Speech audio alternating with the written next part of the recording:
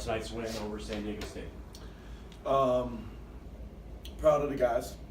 Came out with some tremendous energy and sustained it.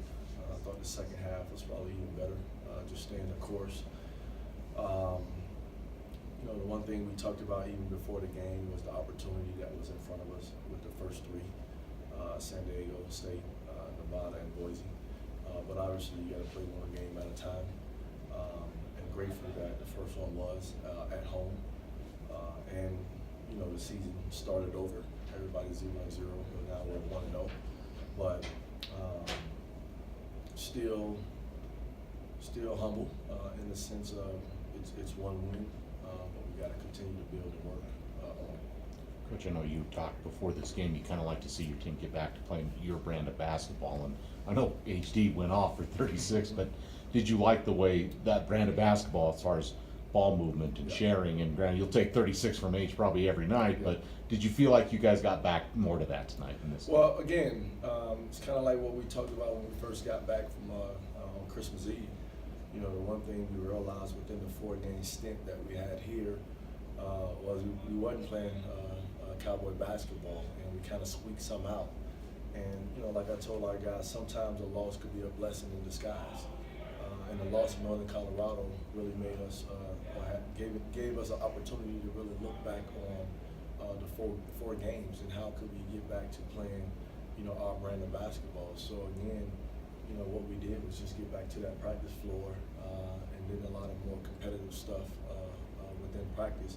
And I thought the guys came out with a really good edge. And again, you know, San Diego State is one of the better teams in this league traditionally.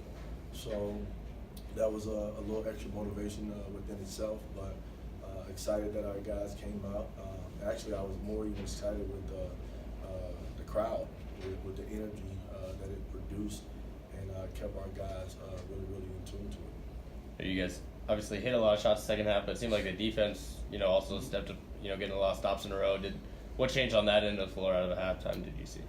Well, again, it goes back to the practice. That's what we just been emphasis on. You know, one of the things, one of the key points in this game was taking it personal, keeping your guy in front.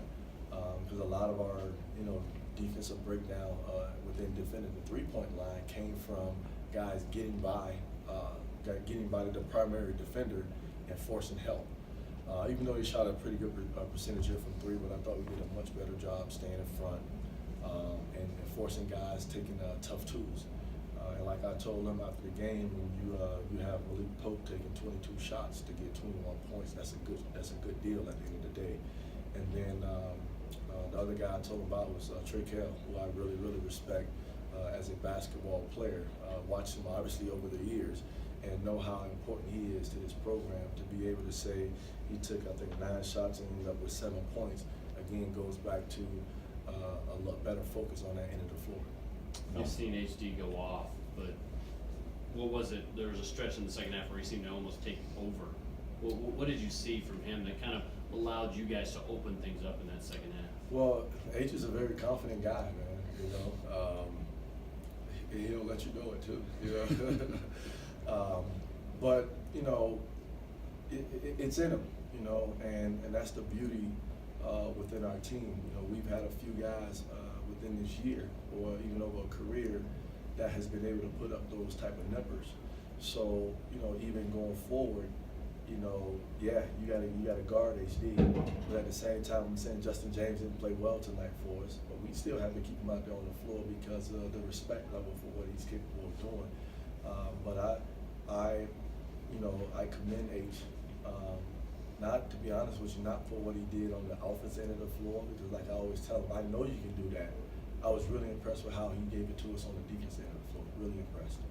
Coach, you gave, you know, Hunter the start, and obviously he started games. That's not new, but hadn't started in a while. And you know, Eddie Reed just liked how he'd been practicing. I know Alex had been kind of struggling shooting the ball. Can you talk about that? And thought Hunter gave you some good minutes tonight too. Well, a lot of what Hunter does don't show up on the stat sheet, but he's very effective. And yeah, Alex has been going through a little bit. I sat Alex down. We talked about it. But I thought he played well tonight coming off the bench. But what I think that Hunter brings to the table for us is just, I think he's another energetic guy. When you look at the ability of a JJ, Al, HD, Cody, I think he just fits perfectly with that group, you know. And I think Alex is always, regardless if he's making or missing shots, again, guys respect him enough to know that if he's open, he's going to shoot the basketball. But I mean, I think Hunter's going to be a really, well, I don't want to say really, I think he's a really good player. And to be able to do some of the things that he's doing as a freshman, kudos, because I think he's a great kid. He listens and he applies. You know, you don't have to really tell him twice, and I think that helps what we're trying to do.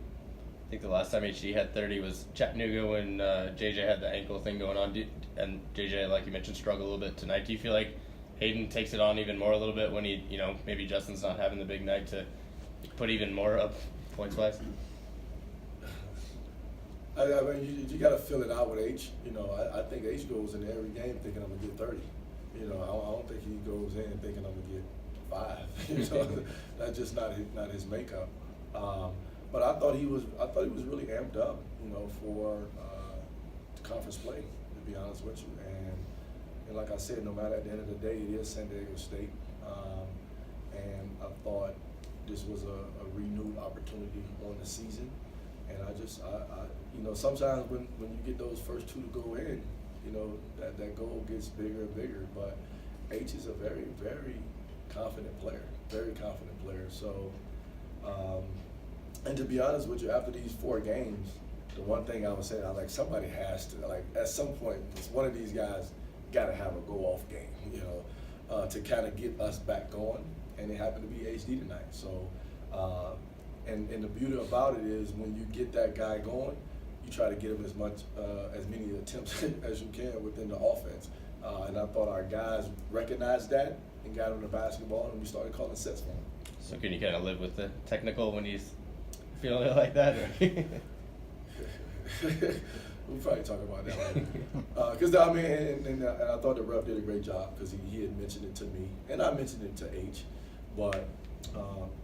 You know, I think that's the beauty for me being a former player, that, you know, it does get competitive.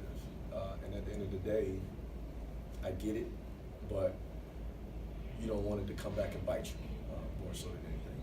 But you know, you mentioned you got back after Christmas and got a lot more competitive in practice. Now you got another week until your next game, and imagine you're going to keep that up during. You know, obviously there'll be an off day somewhere, but yeah. keep that momentum going, even in practice, going into Nevada next week. Definitely. I thought even walking into the locker room after the game, the first thing these guys said was, thank God for 2 days, something like that. So bought in. Now it's probably more so, again, going back to management of it. You know, you still don't want to get to the point where you're going twice and you're wearing your own self down. But you still want to be able to get out there, and even if it's in a short period of time, just make the practices more competitive. We good?